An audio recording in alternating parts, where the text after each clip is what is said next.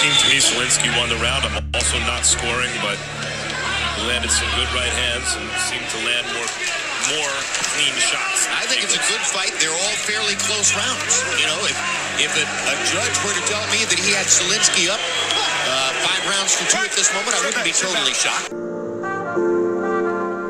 All right, man, what's going on? Thank you again. Go ahead and like and subscribe so you don't miss the latest boxing news.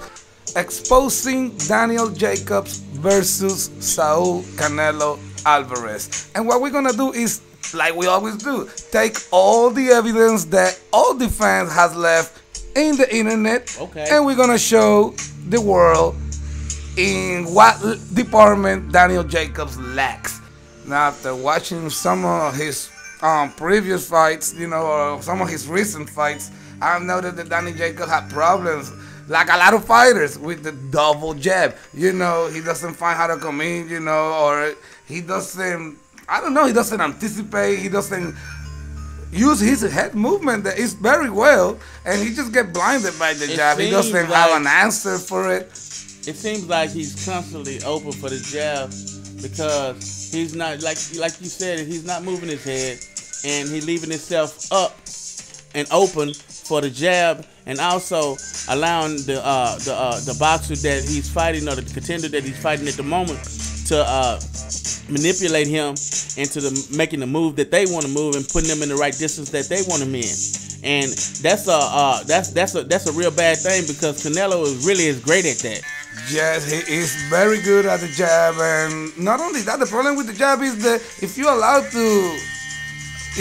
the jab to keep landing on you, you're allowing the fighter to find the right distance. And once the fighters start getting comfortable hitting the jab, the next thing he's gonna do is follow up with a power punch or a combination. You know, and Daniel Jacobs, I'm hoping that he. Oh, and also I wanted to say this jab comes in the southpaw position and as a conventional position. He gets the jab all the time. He gets hit with the jab all the time. Well, this is one of the moments where I'm really hoping that his corner is working on him, moving his head more, not allowing his opponent to land the jab consistently, and make angles for the opponent not to be able to just, you know, walk him down and land that perfect jab and continuously to land that perfect jab.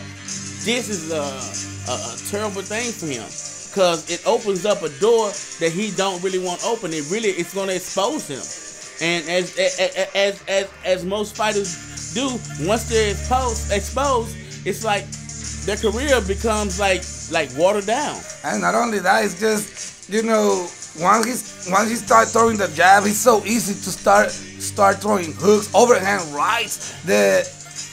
I mean, I'm sorry, but Daniel Jacobs got knocked out by overhand right. Yeah, but he don't see that. He don't see them coming. You know, look at here. You got Solinsky. He already doing his head movement. He's comfortable. That's another thing that Canelo is great at. Head movement. Yeah. He may not have the same feet that Solinsky have, the same type of feet game, you know, moving like that around, but he does have a goddamn great head movement.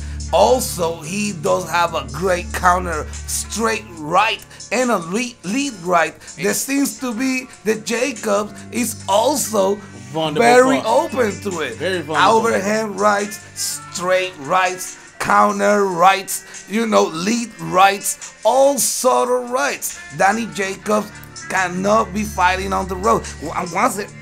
You will see it later, but once he starts getting close to the ropes, he don't know how to fight off the rope. That's when he get hit the most. And you know what? When Canelo is good at keeping you, you know what I'm saying, backing up and keeping you against the ropes.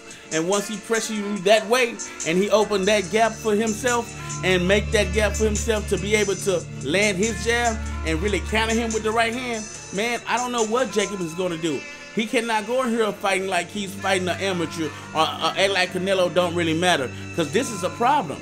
This is going to be a real problem. And he can't make the same mistakes when he made... Getting caught in the ropes like this, if Canelo come in with that strong jab that he comes in, caught in the ring on Danny Jacobs, coming forward with his jab, caught in the ring, pushing him to the rope and delivering his power punches overhand right, Danny Jacobs is gonna be in problems. He's gonna have a long night, or perhaps he may have a short night. Oh my God! You know, why did you say short night? And he just cannot fight off the rope. You see here, he cancels. He moves around. He always tries to keep the fight in the middle of the ring. But then his problem will become that Canelo also fights very well in the middle of the ring, using his head movement, countering very well with his straight right and right uppercut, which if Danny Jacobs fights on a southpaw position will be very often that uppercut is going to be very dangerous. You know, I think if he gets pushed back to the ropes with a fighter like Canelo, he will get stopped or very hurt. Because Canelo has power. He has elite level power. You know, he knows how to cut the ring, and he knows how to throw them punches with a lot of leverage. I hope Jacob, you know, really focus in and allow himself to open up and to put himself in the position that he needs to be in. That's the only thing I worry about. Like you said, mainly him being on the ropes and being able to fight off the ropes. This is where he's got to be spectacular at.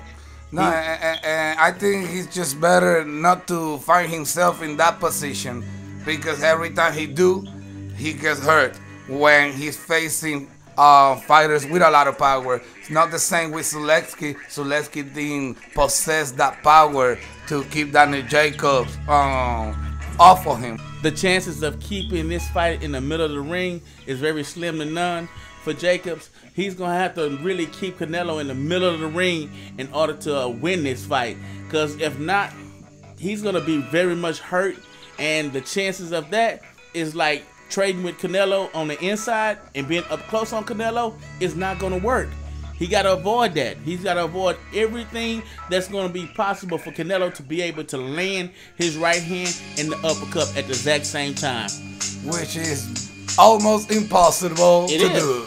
You know, what's really crazy and funny to me is when people say that Canelo Alvarez has never faced anybody like Danny Jacobs, but the more I look into Danny Jacobs' opponents, I can tell the very same thing. Daniel Jacobs has never faced anybody like Canelo Alvarez. And the more videos I look, the more I feel like Canelo is just gonna be able to get to this man way easier. I don't see Danny Jacobs beating Canelo on the outside. If he don't keep his hands up, he gonna have problems. I don't see Danny Jacobs beating Canelo in the inside.